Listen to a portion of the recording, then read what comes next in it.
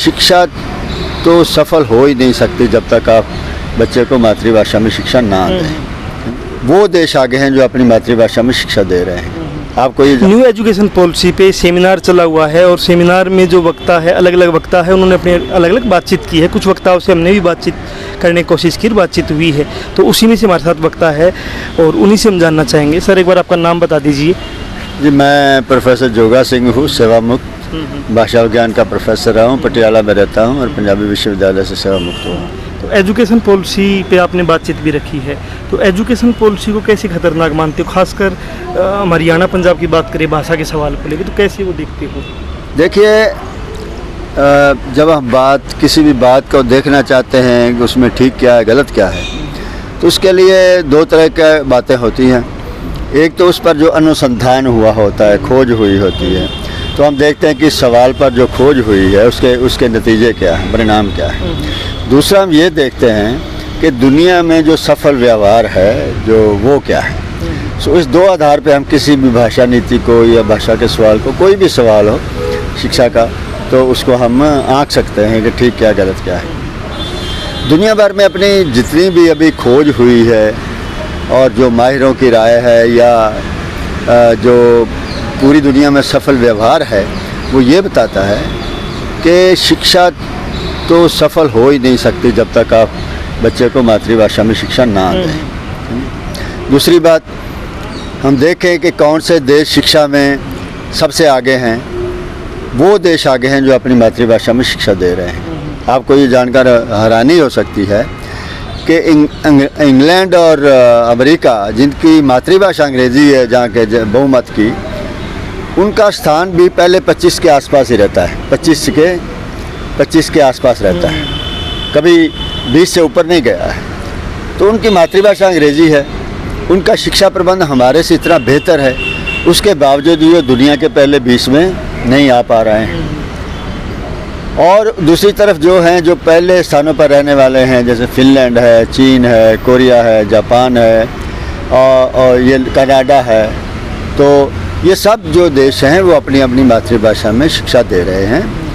और एक भाषा में नहीं, केवल कनाडा में अब देखिए क्यूबेक है तो वहाँ फ्रेंच में, फ्रांसीसी में शिक्षा होती है। ऑस्ट्रेलिया है तो वहाँ जो डिरबल भाषी लोग हैं, जो मूलवासी हैं, तो डिरबे में उनको पढ़ाया जाता है स्कूल में। न्यूजीलैंड है तो वहाँ माओरी भाषी लोग हैं, उनको माओरी में पढ़ाया जाता है।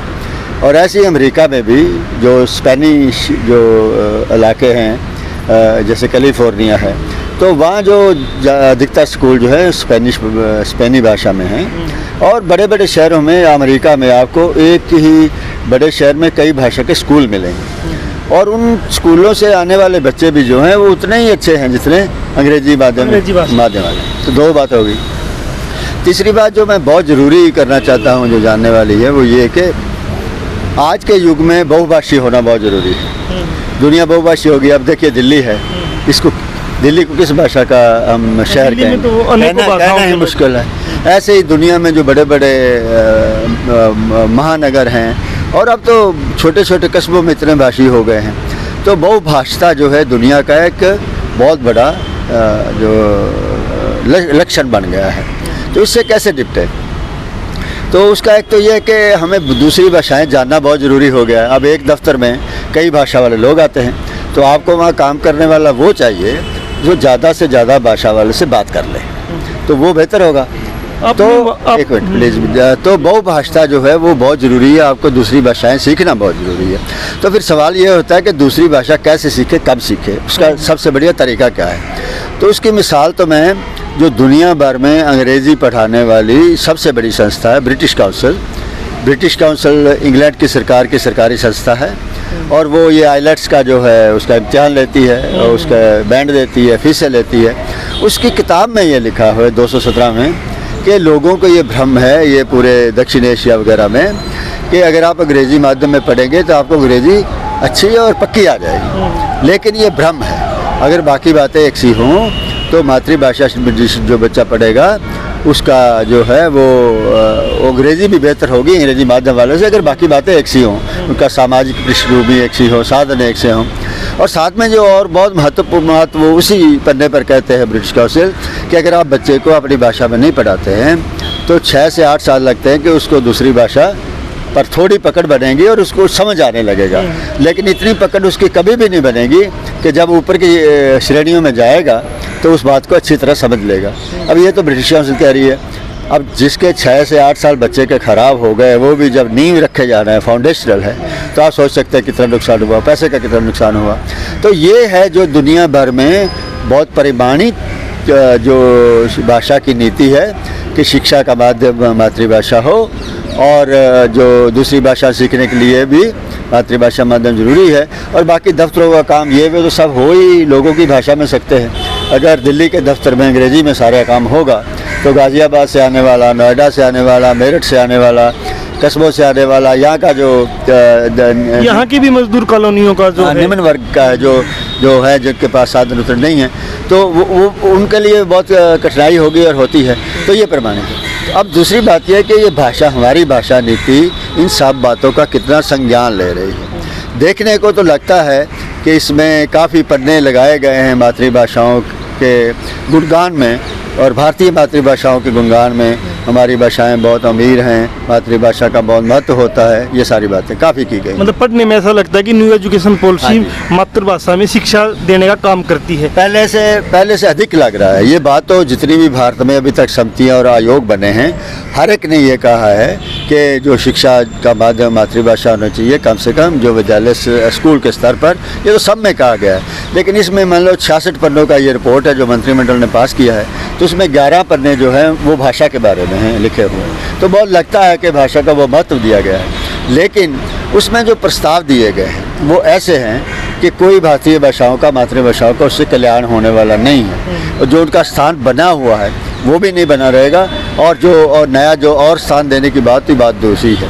मैं आपको कुछ मिसाल देना चाहता हूँ। उसमें एक बात तो ये कही गई है कि 5वीं तक मातृभाषा में पढ़ाओ, हो सके तो 8वीं तक, और आगे भी हो तो अच्छा। लेकिन छात्र में कह दिया कि यथासंभव, जहाँ संभव हो। अब जहाँ संभव को असंभव बनाना तो सरकारों के लिए बहुत आसान होता है। जैसे हरियाणा में जो शिक्षा वो संस्कृति मॉडल स्कूल बनाए, उसमें पहली से लेकर 10वीं तक सिर्फ इंग्लिश के स्कूल है। न्यू एजुकेशन पॉलिसी के तहत वो स्कूल बन रहे हैं। एक तरफ मातृभाषा की बात कर रही है, दूसरी तरफ अंग्रेजी अनिवार्य कर रही है हरियाणा। ये जो अंग्रेजी को बढ़ाना है ना, इसीलिए ही मातृभाषाओं का पखंड भी ज़्यादा किया जा रहा है ताकि उसको अच्छी तरह छुपाया जा सके। मैं आपको हिंदी की मिसाल देता हूँ, जिसके बारे में लोग सोचते हैं कि ये जो सरकार है, भारत की पहली सरकारें भी हिंदी पे काम कर रही, अब वाली सरकार है, इसको लोग समझते हैं कि बहुत ये हिंदी के पक्ष में है। लेकिन और अब देखिए उत्तर प्रदेश व हरियाणा के ये जो हिंदी भाषी इलाके हैं, सारे तो उत्तर प्रदेश के हिंदी भाषी इलाके नहीं है ना। पूर्वांचल में अवधी है, ब्रज है, सब वो दूसरी बुंदेलखंड है, भोजपुरी है। तो लेकिन जो हिंदी भाषी है, मेरठ, सहारनपुर, मुजफ्फरनगर, खड़ी बोली का असल में हिंदी भाषी इलाका है। वहाँ भी दोनों सरकारें हिंदी माध्यम, कितने ही सरकारी स्कूलों को अंग्रेजी माध्यम कर दिया है। और हरियाणा की सरकार ने तो इतना बड़ा अखबारों के अंदर एक कितना बहुत बड़ा इश्तिहार निकाला था कि हमने 391 स्कूलों को हिंदी माध्यम से, सरकारी स्कूलों को अंग्रेजी माध्यम कर दिया है। तो ये इधर तो शाह जी बोल रहे हैं कि हिंदी में बात करो। उनके अपने जो मंत्री हैं, उनकी अपनी सरकारें जो हिंदी मातृभाषियों से हिंदी छीनी जा रही है। बाकी की तो बात छोड़िए, उनसे भी हिंदी छीनी जा रही है। क्योंकि जो बच्चा शिक्षा का माध्यम जिसका मातृभाषा नहीं है, वो मातृभाषा गंवा देगा। उसकी शिक्षा का जो माध्यम है वही उसकी पहली भाषा बन जाएगी, चाहे उसको ज़्यादा आए चाहे कम आए, वही बन जाएगी। और पहले बात और थी, पहले क्या था, हज़ारों सालों तक कोई नुकसान नहीं हुआ। आदमी गांव में पैदा होता था, गांव में मर जाता था, गांव वाली बोली बोलता था। अब हर एक आदमी के जीवन में भाषा का दखल बहुत ज़्यादा है। एक भाषा का नहीं, बहुत ज़्यादा भाषाओं का दखल है। और ख़ास तौर पर शिक्षा, हर एक बच्चा जो है थोड़ी बहुत शिक्षा के लिए तो स्कूल जाता ही है ना।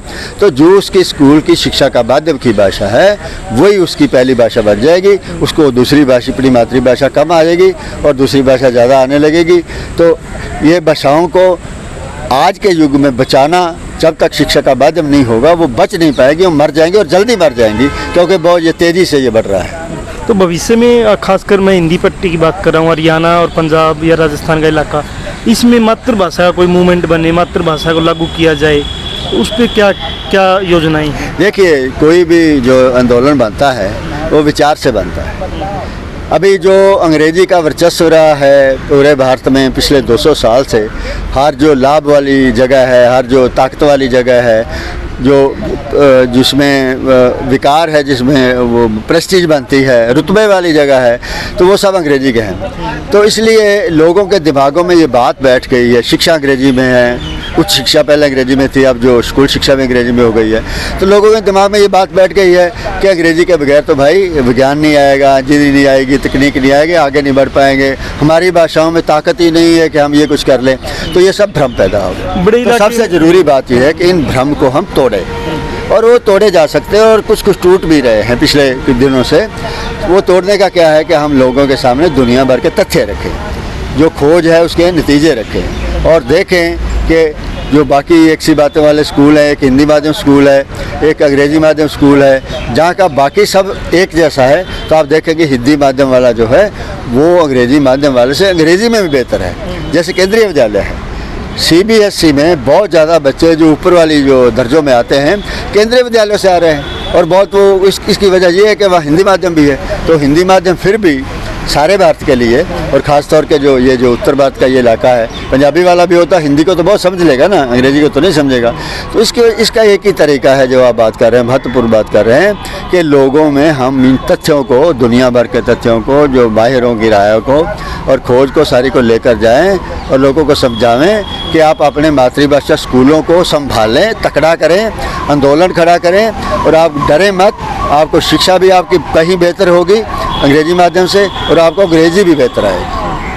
प्रोफेसर जोगा सिंह हमारे साथ थे, जो पटियाला से है, और न्यू एजुकेशन पॉलिसी पे जो आज यहाँ सेमिनार चल रहा, उसमें न्यू एजुकेशन पॉलिसी से जो समस्याएं पैदा होगी उसके बारे में बात करने यहाँ आए हुए थे। हमसे उन्होंने खुल के बातचीत की है, और साफ ये है कि भाषाओं का जो सवाल है कि जो सरकार पाखंड कर रही है मातृभाषा के नाम पे कि मातृभाषा लागू होगी, लेकिन दूसरी तरफ अंग्रेजी लागू की जा रही है। और जो आप भी खासकर हरियाणा के लोग हैं और दिल्ली के आसपास के जो लोग हैं, जो अपने बच्चे को इंग्लिश में बोलता हुआ जो गर्व करते हो, आप अपने बच्चे की मौत पे गर्व कर रहे हो। आप उसके जो बच्चे का जो डेवलपमेंट होना है, जो बच्चे का जो विकास होना है, उसके रुकावट में आप उसको प्रोत्साहन दे रहे हो एक ऐसी भाषा पे जो कि वो इंग्लिश बोल रहा, जबकि वो हिंदी बहुत बेहतर बोल सकता है, हिंदी में वो पढ़ सकता है, क्योंकि हिंदी उसकी मातृभाषा है। किसी की भाषा अवधी है मातृभाषा, तो अवधी में बहुत अच्छा पढ़ सकता है। किसी की पंजाबी है तो पंजाबी में अच्छा पढ़ सकता है। तो हमारा सीधा मानना है कि शिक्षा मातृभाषा में हो तो बच्चा अच्छे से विकास करता है। और हरियाणा में लाखों बच्चे इसलिए एजुकेशन से बाहर हो जाते हैं क्योंकि उनको इंग्लिश नहीं आती है, और इंग्लिश इतनी कठिन होती है कि उनको एजुकेशन छोड़ना ही बेहतर समझते हैं वो। तो जनमंच के साथ आप बने हुए थे सर, आपका धन्यवाद। आप हमारे साथ बहुत धन्यवाद, आपने मौका दिया मैं अपनी बात रख सकूँ। धन्यवाद। Thank you.